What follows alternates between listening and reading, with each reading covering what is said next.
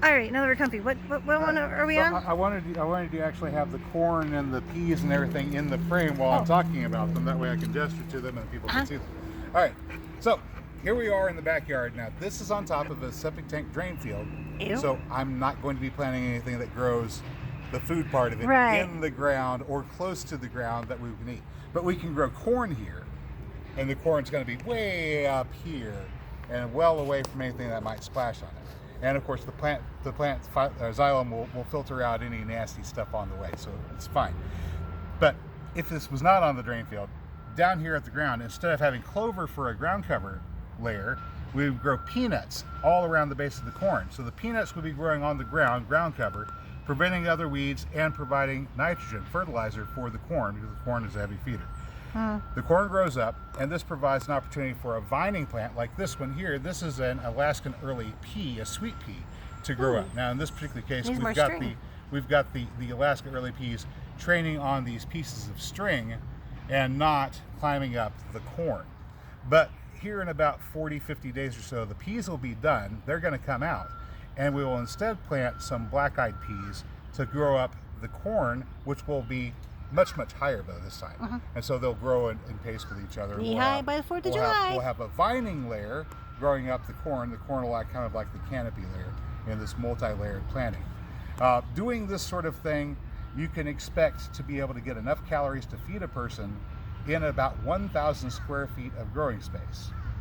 So how many do you think you got? Assuming everything goes well. So how many feet do you think you have here? There's 3 of these little beds. This is a pretty intensive planting, and it's not set up that way. I'm talking about for a basic beginning gardener, not this sort of thing. This is crazy. What I've got here is a little bit crazy, because this isn't a 3 sisters garden. This is a 4 sisters garden. But anyway, more on that later. Probably in an entirely different video. You'll be able to pull out enough calories from 1,000 square feet of planted area to feed one person. Hang on a second. Good size yard? Hang on. Average size yard. That's calories, but we're not talking vitamins and minerals and protein and everything else. So you're going to need at least 500 square feet more for the other stuff. Your tomatoes and your carrots and the other things that you were going to grow along with that. At least 1,500, and more would be preferable. But have a look where I'm sitting right here. I'm not sitting in a space where I'm growing. This is a walkway, right? Yeah, it's a mulch walkway, yeah. This is a mulched walkway. And yeah, there's some Trumbachina squash there and some Swiss chard and some yard-long beans and or the clover. But yard-long beans? Yard-long bean.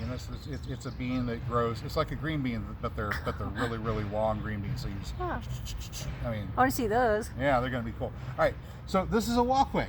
Right. You have to have walkways. So having 1,500 square feet is just for the plants. In order to be able to get around, you need to double that to 3,000 square feet. Otherwise, you wouldn't be able to get to your plants to take care of them, to weed, to tend them, to water them if they need watering, to harvest them when it comes time to harvest them. How big is your yard? So you're going to need 3,000 square feet per person at a minimum. How many people in the city, especially in apartments, have 3,000 square feet to grow a garden at? Well, they have that courtyard they don't use. Well, yeah, okay, that may take care of 1 or 2 people, but that's an entire apartment building full of people. All right. So what's up with the walkways? Besides you dug a ditch and put in the... See, it's dog size. Well, that's some more work. That's some more work. All right. So we're at the necessity of having 3,000 square feet at a minimum. Having more would be better. I would say 5,000 would be even better per person. Still don't know how big my yard is. Well, you want to take measurements to see how big the yard is? No, not really. We're probably around 6,000 for the backyard. So between 5,000 and 6,000. So one good sized backyard. This is 2 backyards. Basically this is 2 backyards inside of the city. This area will produce enough food, planted the way I'm suggesting, to feed 2 people. And then we have in between the 2 houses, we have a little side garden area there. We've got the front yard garden there. We got the little strip running over there on the south side of the driveway. We can probably pull out enough food that we have planted around here to feed 3 people, maybe 4 if they're not too picky. You crazy neighbor and whatever kid happens to be visiting. Right, yeah. And this is a 1/3 acre lot. Because he's got the meat. It's two 1/6 acre lots with the houses on them. So I was saying when he can't feed his ducks, you're gonna have to eat them. Well, hopefully produce enough slugs and snails with all this wood chip and holes to feed a couple of ducks. Yeah, but he's got geese and no. Oh yeah. Larry doesn't. Yeah, Larry does not have enough food to feed his livestock. That's the problem. He is overstocked. He has more livestock than he has. You'll have to buy and feed. Yeah.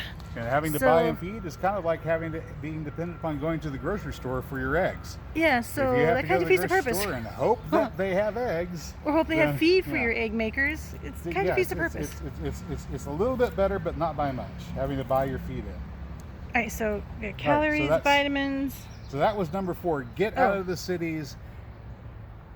If you've got enough space, or a place you can put a seed. If you happen to have actually and enough not survival space seed to grow what you need, and you're going to be growing a lot of specific corn. Let's go stand in the shade. This is not sweet corn. This is field corn. Right? Let's go stand in the shade. Okay. My head's getting sunburnt. Ow. I'm so pasty. Cute. I don't know why I say cute. So yeah, this corn over here. If you want to like go. So the corn that's growing over here, amongst all the sweet peas that are growing in there, this isn't sweet corn. This is field corn. It's grown specifically. Oh, it's your big horse spotted. Big horse spotted corn. It's grown specifically as a flour corn for its protein content, its carbohydrate content. This is actually a real genuine survival crop. All right, so let's see what else. I think you need more string. Here, peas are getting away. This is a vine that I did not grow, and it's one of the things that will strangle out things. This little plant here is called safflower. I could probably start thinning them. The birds didn't eat them all? No. This is the thing that makes... The very next day, they were out here going, this is the thing that makes this actually a Four Sisters garden. That's morning glory. Okay, just checking. So the safflower here, 4 sisters. Instead of 3 sisters, Three Sisters was, the corn, squash and beans, right? With the idea being that you grow the corn, it's tall, you grow the squash, it covers the ground, you grow the beans, they climb the corn. Okay, that sounds great. This is a 4 Sisters garden. This has got corn, it's got the vines here, it's got the ground cover, and it's got this, which is called safflower. Safflower is an oil seed. Huh? What? Why are you picking it? Because I'm thinning them. I got too many in too small a space. These plants are going to get to be about 2 foot across whenever they get big. Really? Oh. Yeah. And they'll get to be maybe about waist high or so, about here.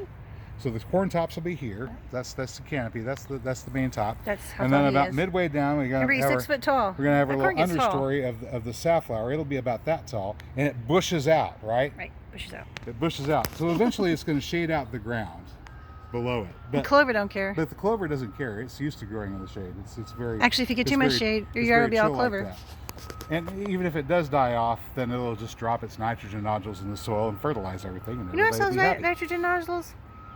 Those meanwhile, black locust. Meanwhile, your trees. vining plants, like this pea here, and then the black-eyed peas later on, will go up and up and up and up that beanstalk, well, the corn stalk in this case. So those black-eyed peas will grow really quick. So we basically have 4 different things growing on it. in that space. Oh, I don't care. Really? I planted so many, we're not going to eat them all. He's still got plants and buckets he hasn't put out yet. I know. We're not going to eat it all.